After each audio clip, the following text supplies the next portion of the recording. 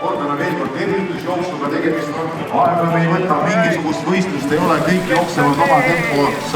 Kes tahab natukene kiiremini, need kes järgmisel. Septembrikuus nii ilusat reede õhtut on raske isegi meenutada, nii et igati ilmaga on igal juhul vedanud. Tuleb soojaks ennast teha veel, aga muidu olen juba valmis jooksma.